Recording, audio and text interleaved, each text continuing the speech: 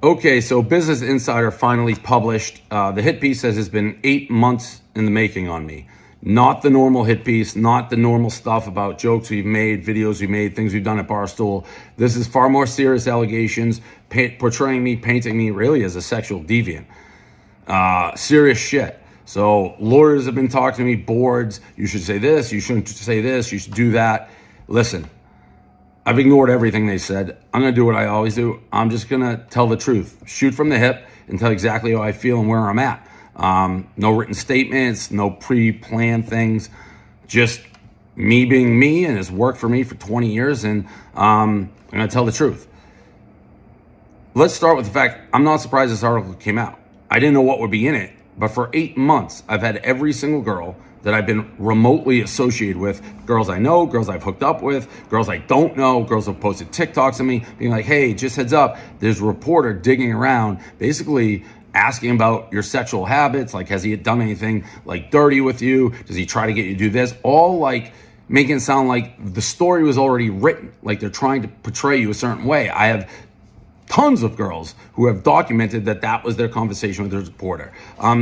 Now, I still was like, as the months went by, maybe this will never come out, because I'm pretty confident in myself. I know I've never done anything weird with a girl, ever. Never anything remotely non-consensual. So I was hoping maybe she just couldn't find it. Became obvious she was going to continue to dig and dig and dig, whether it took 4 months, 8 months, 8 years to fulfill the narrative she had already decided upon before she even started this article. From day one, I don't know why she decided to do it. I know cancel culture has been coming for me for a decade. This is just the next iteration. But she knew what she wanted to write, and she was going to find the narrative to fit it from day one. Most importantly, let's get into the two allegations that are jarring. And if I read them not knowing me, I'd be like, this guy belongs behind bars, basically. The first allegation basically is a girl who came to my house in Nantucket last July, like a year and a half ago, and is saying that we had sex. It was so rough. She was screaming, crying, pain, stop. She recalls. And then like 2 days later, reached out to her friend and said she felt like a sex doll during sex. Based on that description of the story, I would have absolutely zero idea who we're talking about. However, it said July, and there was a passage that said she slept on my couch after we hooked up. That part, the couch part, and knowing when it was, there's only one girl that I could ever recall who slept on the couch and not with me after we had talked for a month and a half online, and I liked her. I thought she was very attractive, pretty, stunning, engaging girl, so that's why she came. But I do remember one girl sleeping on the couch, so I went, looked at her past DMs, and that part, there's a part that says she reached out, hey, pizza man, and I responded, hey, fly bitch. I would have never recognized that, a hey, fly bitch. Like, I don't say that. She was wearing a hey, fly bitch shirt or a fly bitch shirt when she first DM'd me, and that's how I responded. Whatever. So that's how I was able to figure out who the girl was, the couch part of it. I can say this unequivocally.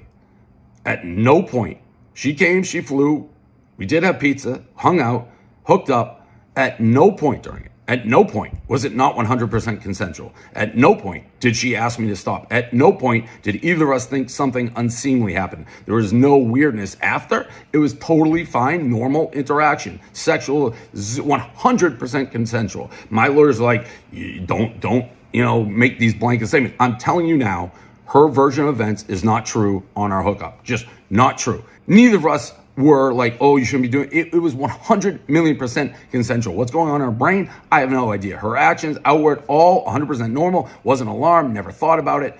Now, after we hooked up, we were hanging out more, and it just became one of those situations where we disagreed basically on everything from, is it raining or sunny out? It was just oil and vinegar. Two people who did not get along, did not see the world the same way, and that is why she slept on the couch. I do believe, my recollection is she was still interested in hooking up, and I'm like, this just isn't working. Like, we don't get along. Flew back. I never talked to her again. I never knew she had any issue. It's the first I heard of it, and frankly, was stunned to read and hear about it.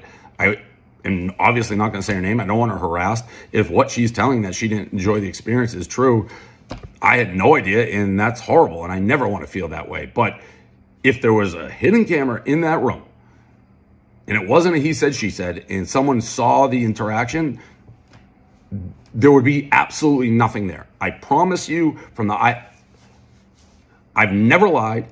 My lawyers have been like, don't even acknowledge that you know who this person is. Just anonymous is better because people can just throw it away. I don't do that. I know who the person is. And I'm telling you, that's how it went down. The reason I knew who it was not because of the description of the event, because it doesn't ring true at all. It's because she slept on the couch because we had a disagreement on life. Nothing to do with sex. Did prior, were we sending each other videos? Yes. Her to me to her? Yes. Were we sexting? Yes. Were we having normal conversations? Yes. I talked to her for a month and a half before she came. That's incident number one. Incident number two, I had no idea about, which is basically a girl came over in Nantucket. She DM'd me. She asked to come over. She came over. We hung out by the pool, started hooking up, had sex, and then it says she went home, got super depressed. She took a selfie with me, got super depressed when the selfie circulated, and 3 days later was in the hospital with depression. The mother of this girl apparently called the Nantucket cops. I have never, ever been contacted by any authorities, nobody, nothing, ever, never hints, whispers, nothing, because I've never done anything that's remotely, not consensual. I haven't. So this story, total news to me. The mother's saying there's parties in Nantucket. If you put like a police car, you'll see girls getting dropped off all the time. Totally false. I never have people at my house. Rarely. I hate people at my house. Gaz tries to have people I never want. I want to go to bed early. In regards to this girl, again, if she's depressed because she hooked up with me, that's awful. That is freaking awful. I feel terrible about it.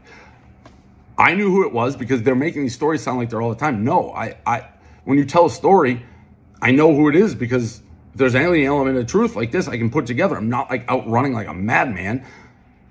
So I was able to go back. This girl in question, who supposedly was so depressed by her interactions with me that she ended up in the hospital.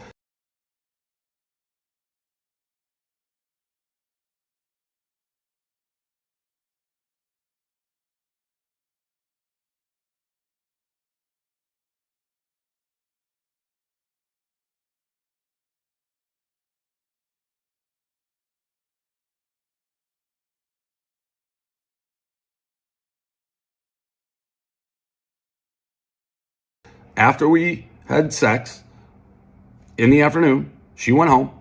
She DM'd me to come hang out with her at a bar at night. At a bar, by the way, is where she wanted to meet me the first time. So all this that's 21 plus. That's where she said, hey, I'm going to this bar, meet me here.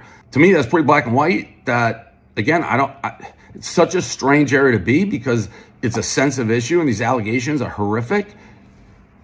But they're saying she was so depressed by me, suicidal almost. But she was continually hitting me up to hang out. And it was the mother who found the DMs. Maybe she's a shit. I don't know. It's just, I'm telling you the truth. For 8 months, those are the two accusations, sexual nature, that were dug up against me. The first one, I'll never be able to prove my side of the story, ever. It's a he said, she said. I swear to God on my life, I'm telling the truth. The second one, at least I have something to back it up. I don't know what else to do. This reporter had an agenda from day one, from the second she picked up paper. Took her 8 months. I've been mostly single till recently for the past 5 years. Well known, target on my back. People fucking hate me, whether it's because I interviewed Trump or I go on Tucker Carlson. The woke cancel culture wants to cancel me. This is the next escalation. And they're like, oh, he wrote a rape joke in 2010, which I wouldn't do now. He made a video at a porn convention. He must be a rapist. And let's just dig up every rock. And I'm scared now. I'm scared because they're asking for more. It's like they're asking the internet, tell us bad stories about Dave Portnoy. Well, guess what? A lot of fucking people hate me. I guarantee this, they'll never be able to prove anything. Nothing, because nothing's ever happened. But I can't stop it. He said, she said. So yeah, it's fucking scary and it sucks. And it's sad that's the world we live in. This isn't a court of law where it's innocent until proven guilty. No charges ever have been filed. Probably won't unless I'm provoking right now. But there's no way to do it because I've never done anything. But with media and Business Insider, which doesn't give a fuck about destroying lives or who they're affecting right now or the reputation, it's guilty until proven innocent. How do How do I prove my he said, she said that I'm right? How? Luckily, one, I have the DM. The other one, I'm telling you, we didn't get along. We saw the world very differently. So yeah, there's nothing after the fact, but I was never made aware by her at any point anything remotely was unseemly. What do I got to be better? Am I just blank? No, I have a target on my back, and I'm too loose and, you know, authentic and like, oh, I don't have to worry about anything because I know who I am and the character. This is eye-opening. It's like scary. It's actually fucking scary because people can basically say whatever they want. And like, this is going to be the new narrative. Dave Portnoy is a rapist. It is 100% false. There's not an ounce of credibility to it. If this woman, the reporter, wanted to print and talk to all the girls I've actually hooked up with and known, you're going to see just one after another. Great guy, respectful, yes, may like kinky sex, yes, may send sex messages, things like that. Both ways. If you take anything like that out of the bedroom and put it out of context, yeah, it looks fucking weird. I've been pretty open about my sex life. None of the girls, besides this, have ever said a thing. And I'm telling you, the first example, she was on the couch and we didn't hook up, and it had nothing to do with sex. Hook up a second time. It was, we did not see the world, did not like each other, period. I have nothing against her, that happens. But it was like, yeah, this isn't going to work. We're not getting along. People choose to believe what they want to believe.